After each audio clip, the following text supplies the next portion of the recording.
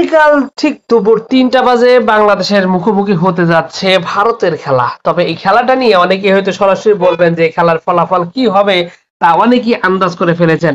কিন্তু আপনাদেরকে আমরা ৯০ দশকের পোলাপান বলবো সরাসরি, যদিও তো এই ৯০ দশকের পোলাপান একটা কথা বলে দেই, যখন আমাদের এই দলটা ২০০৪, ৫, ৬, ৭, ৮, ১০ সাল পর্যন্ত খেলতো তখন কিন্তু পাকিস্তানের সাথে যখন খেলতো বা ভারতের সাথে খেলতো তখন কিন্তু বাংলাদেশের শক্তি একই রকম একটা অবস্থায় ছিল।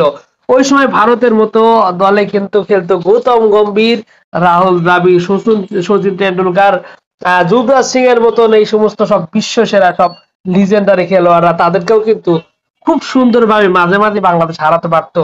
তো এখন বাংলাদেশের যে স্কোয়াডটা যে অবস্থায় আছে, অন্তত পক্ষে সেই সময়ের চাইতে এখন অনেক বেশি ভারসাম্য, এবং সেই সময়ের অবস্থা থেকে এখন কিন্তু বর্তমানে যে স্কোয়াডটা রয়েছে মোটামুটি বেশ ভালো একটা অভিজ্ঞতা এবং প্রফেশনাল একটা অবস্থায় রয়েছে। তো সেই জায়গা থেকে আগামীকালকে সেই ৩টার যে ম্যাচ, সেই ম্যাচে যদি দেখা যায় যে নাজমুল হাসান শান্ত, পারভেজ ইমন, তানজিদ হাসান এবং তৌহিদ হৃদয়, মাহমুদুল্লাহ রিয়াদের মতন অভিজ্ঞ, মেহেদী হাসান মিরাজের মতন অভিজ্ঞ, এবং সুমাইয়া সরকারের মতো খেলোয়াড়, এবং সাকের আলীর মতন হার্ড হিটার ব্যাটসম্যান, এই সমস্ত খেলোয়াড় যদি ঠিকঠাক মতো নিজেদের পারফর্ম করতে পারে, খুব সুন্দর ভাবেই কিন্তু ইন্ডিয়াকে হারানো সম্ভব। সেই সাথে আগুনের গোলা ছোড়ার জন্য রয়েছে তাসকির আহমেদ, রয়েছে তানজিমা হাসান সাকিব, রয়েছে রিশাদ হাসান।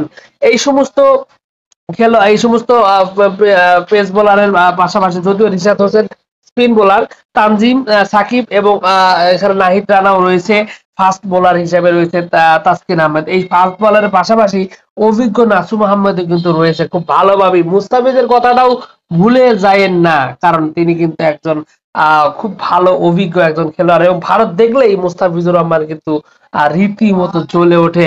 এবং অভিজ্ঞতার দিক থেকে কিন্তু মুশফিকুর রহমান যেমন রয়েছে উইকেট কিপিং প্লাস ব্যাটিং এর দিক থেকে, সেদিক থেকে কিন্তু অন্তত পক্ষে বাংলাদেশের যে এই মুহূর্তে অভিজ্ঞতা, তাদের যে ঐতিহ্য, সেই জায়গা থেকে ভারতকে খুব ভালোভাবেই হারানো কিন্তু সম্ভব। এবং নিজেদের জায়গা থেকে নিজেদের মতো করে যদি খেলতে পারে তাহলে কিন্তু এখানে খুবই খুবই সুন্দর একটা পারফরমেন্স কিন্তু বাংলাদেশের কাছ থেকে আশা করা যায়। সেই জায়গা থেকে কিন্তু খুব ভালোভাবেই ভারতকে হারিয়ে এই চ্যাম্পিয়ন্স ট্রফি ২০২৫ সালের যে শুরু, সেই শুরুটা করতে পারেন।